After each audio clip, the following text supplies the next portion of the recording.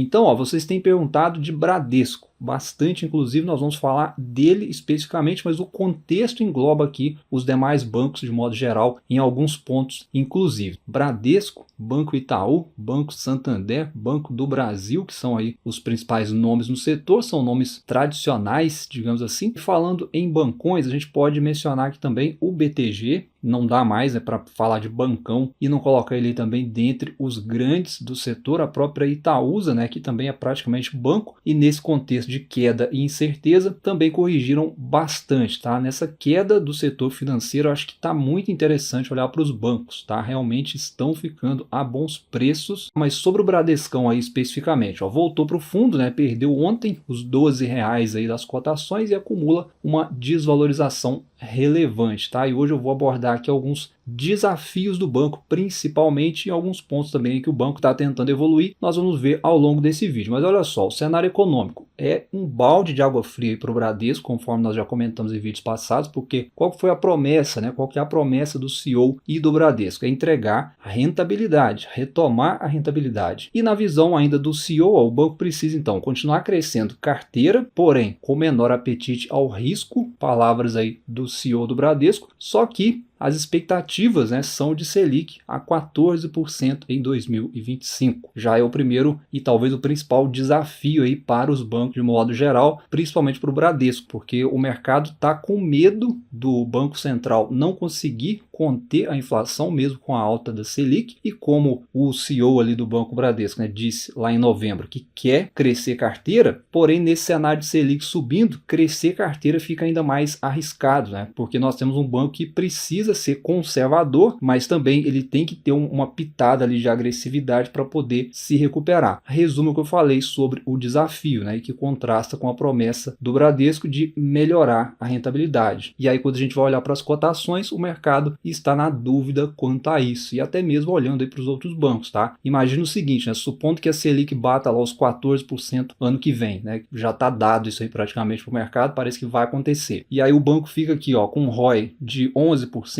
12%, como foi reportado nos últimos resultados. Não dá, né? O mercado não vai perdoar isso. Por isso que eu falei, o desafio é grande, porque se Itaú, Banco do Brasil, até mesmo o BTG, que são os três nomes principais aí em resultados hoje, se para eles o mercado está pessimista, imagina para quem está com a rentabilidade ainda baixa. Então tem desafios para o Bradesco, e aí dentre os pontos fortes aí que o CEO disse, né, que pode trabalhar para melhorar a rentabilidade do banco, são as linhas de crédito mais seguras, obviamente, né, como por exemplo o consignado. Então, qual que é a lógica de um banco trabalhar uma linha de crédito de menor risco? É diminuir a inadimplência, mas para ele ganhar precisa fazer um volume grande, porque como não tem risco, os juros também são menores do que um crédito pessoal, por exemplo, um rotativo, um cartão, enfim. Isso é bem óbvio, né? Já a gente até vai ver essa evolução que foi até significativa. Só que, dentre os desafios do banco que eu estou comentando, surgiu aí mais uma incerteza. Essa semana, saiu uma matéria dando conta de que os bancos suspenderam a oferta de crédito consignado do INSS, né? Então, Banco do Brasil, Santander, Bradesco e outros bancos já decidiram suspender a oferta de crédito nessa linha, só que foi pelos canais de terceiros, tá? Isso aqui foi uma questão que alguns inscritos perguntaram bastante para mim essa semana, e a resposta para essa pergunta é que não dá para saber até vermos balanços consolidados, porque como a própria matéria traz aqui, né, pelo menos o Bradesco ele disse que a contratação pelos canais próprios do banco seguem normalmente, ou seja, por enquanto suspendeu a oferta pelos canais de terceiros, e o motivo é bastante óbvio, tá? Porque se de um lado, como a Selic está subindo, né, e tem esse teto aqui fixado de 1,68% para essa linha de crédito específica, de outro, o banco ele não pode ter margem negativa. Então, naturalmente, né, o primeiro passo para poder garantir rentabilidade é suspender os canais de terceiros por causa da comissão para esses terceiros. E se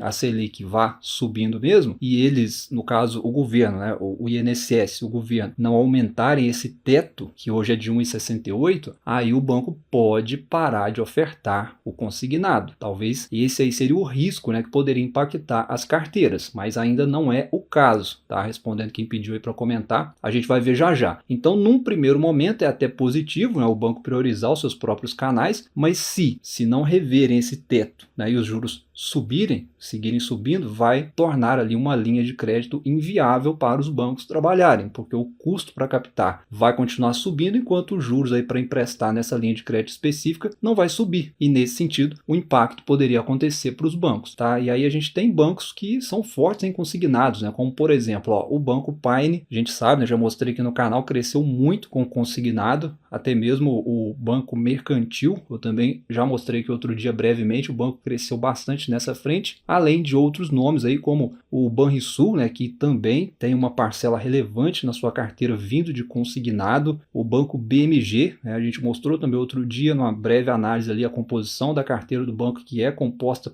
fortemente por consignado, o próprio Banco do Brasil também, né, a carteira de pessoa física é bem exposta a consignado, até separei aqui para a gente comentar, mas a gente pode deixar para o outro vídeo. Portanto, é uma parte relevante no balanço dos bancos. Porém, essa dúvida em relação a esse teto ou em relação a essa suspensão do crédito, quer dizer que vai dar ruim? Não necessariamente. Por quê? Quando a gente fala em consignado, né, não é só aposentado, tá, pessoal? Tem o servidor público também, por exemplo, né, que tem acesso à linha de crédito. Então é muita gente que depende desse crédito, tá? E eu não acredito que vão deixar esse teto sem ser revisto. Em algum momento aí eles devem estar revendo isso, tá? Então, num primeiro momento, os bancos trabalhando apenas em seus canais oficiais, não deve acontecer um impacto tão grande. Mas se a Selic continuar subindo, como eu falei, e o teto não for revisto, aí sim, pode dar ruim. Mas ainda não é o caso. Falando aqui de Bradesco, né, que é mais o foco do nosso vídeo, de todo modo, isso é mais um ponto de atenção para o banco. Por quê? O crédito consignado do Bradesco representa aí na carteira de pessoa física 24%. Então, é bastante coisa. Se olhar na carteira total consolidada, deve dar ali uns 10%, mas para o banco que precisa retomar, essa linha é relevante, ela tem que continuar sendo viável para o banco trabalhar. O próprio CEO, como a gente viu, frisou muito aí a linha de consignado como importante para poder avançar. Então, respondendo quem perguntou sobre essa questão da suspensão dessa oferta de crédito e se vai impactar, por hora, né, o fato dos bancos não trabalharem com os canais de terceiros, não vejo como problema, até porque se você vê aqui na origem desse crédito,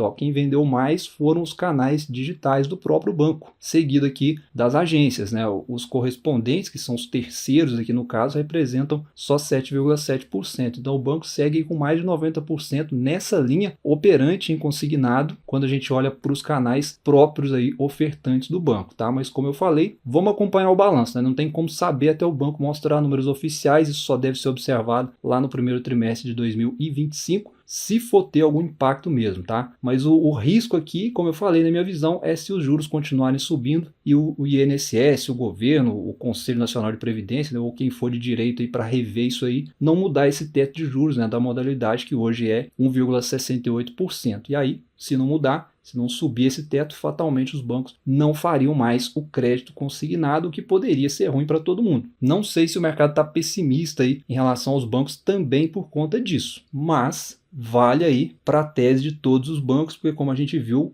a maioria deles tem uma fatia relevante nesse mercado, né? E nesse vídeo, como eu estou abordando aqui os desafios do Bradesco especificamente, é mais um ponto de atenção para ele seguir monitorando e para você, investidor, também, tá? Mas seguindo aqui adiante, ó, com o Bradesco e com mais alguns pontos de atenção, a gente tem o plano estratégico do banco, que a gente já sabe, é até 2028, então é o que eu falei, né? O banco ele tem um plano, independente do cenário, está correndo atrás, e recentemente o Bradesco lançou aí o Bradesco Principal, que basicamente é um reposicionamento estratégico ali na visão deles, avisando aí para o mercado na apresentação, onde o banco vai focar em clientes de maior poder aquisitivo, para clientes e potenciais clientes com renda acima de 25 mil, ou com investimentos a partir de 300 mil. Então aqui talvez, né, uma estratégia que pode ser muito assertiva aí para o banco, a depender do trabalho que for feito, né? Essa é uma parte que depende só dos esforços do banco, porque o mercado já existe, tá? Aqui vai ser aquele conhecido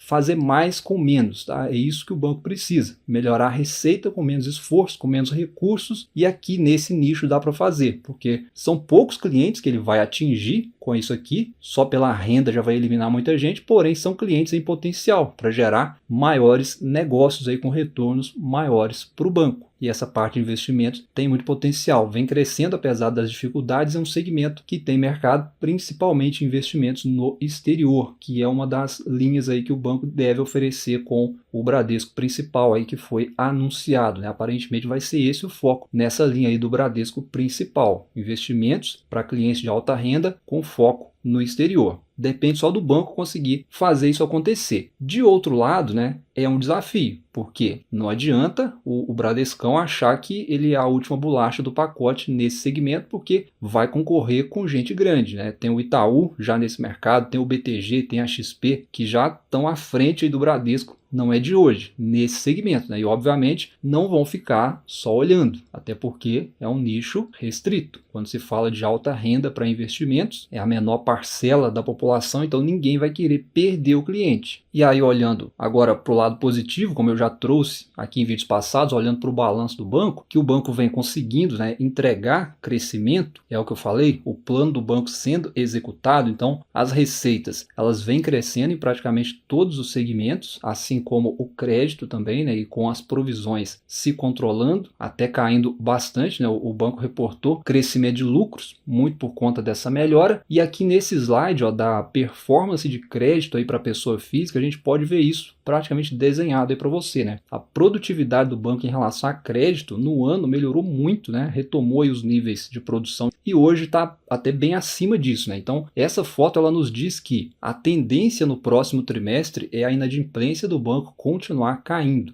Tá? Porque a produção subiu, o crédito aumentou e, como a gente sabe, o banco vem trabalhando em safras de crédito mais seguras, não necessariamente rentáveis. Daqui a pouco a gente vai ver o outro ponto que está ajudando na rentabilidade, mas eu imagino que nós veremos a inadimplência caindo e isso também vale aqui para a parte de pessoa jurídica, né? Onde a gente observa aí um movimento praticamente idêntico, né? A produção em relação a crédito melhorando, ao passo que a inadimplência vai caindo, tá? E vem contribuindo no consolidado aí para margens subindo. Ainda não é o que o mercado gostaria, né? Mas mostra que o plano do banco e a estratégia adotada ela está surtindo efeitos positivos. E aí ainda sobre o negócio do banco, eu quero comentar aqui mais um ponto, né, que são as linhas de produtos, que está ajudando muito a compensar a perda dos spreads, né, especificamente seguros, previdência e capitalização. Isso aqui vem se tornando a salvação da lavoura para todos os bancos e para o Bradesco aqui não foi diferente, foi essencial. Se você olhar aqui para esse número, ó, o lucro só dessa operação foi de 2,4 bilhões, só dessa linha. Se a gente olhar aqui, ó,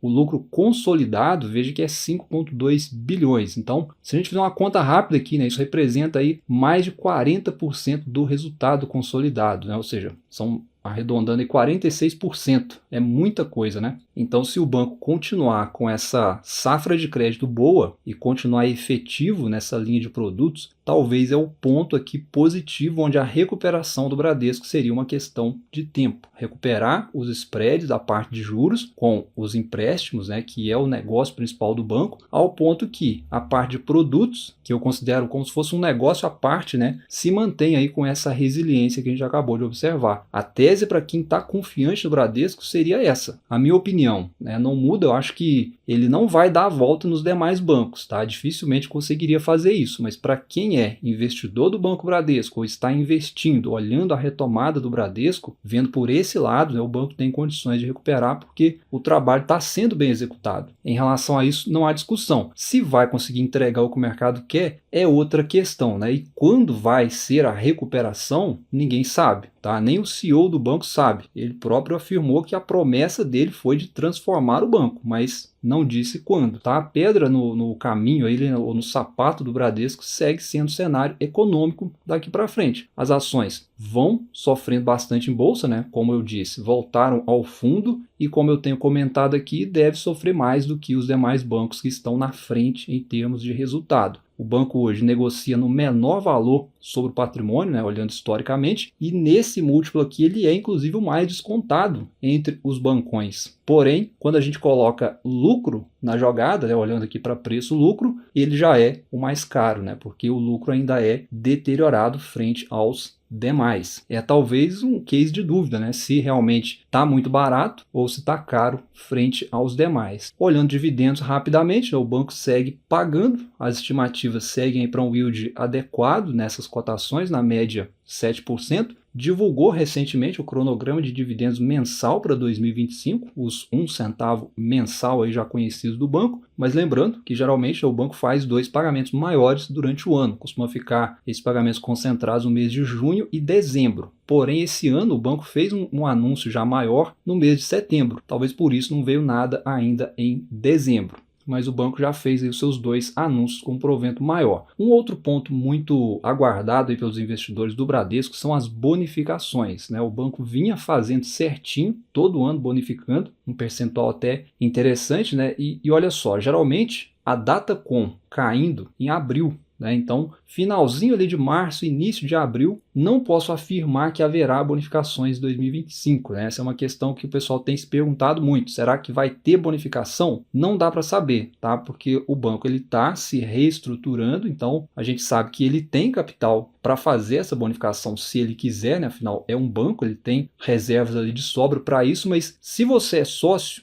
é usar isso aqui como um parâmetro, né? Já pode aguardar até março, no máximo até março, talvez até fevereiro, né, na verdade, porque o anúncio vem antes. Mas se passar dessa data não vier nada, dificilmente teria alguma coisa ali em 2025. Aí talvez é olhar já 2026 em diante, mas isso aqui não é certeza de nada. Tá, pessoal? Então, hoje foi aqui mais um vídeo comentado aqui sobre o Bradesco, abordando mais o lado dos desafios e por isso, né, a ação vem barateando, entre aspas, tá? Se você ficou até aqui, deixa um like no vídeo, se inscreva no canal, um abraço, bons estudos e até a próxima.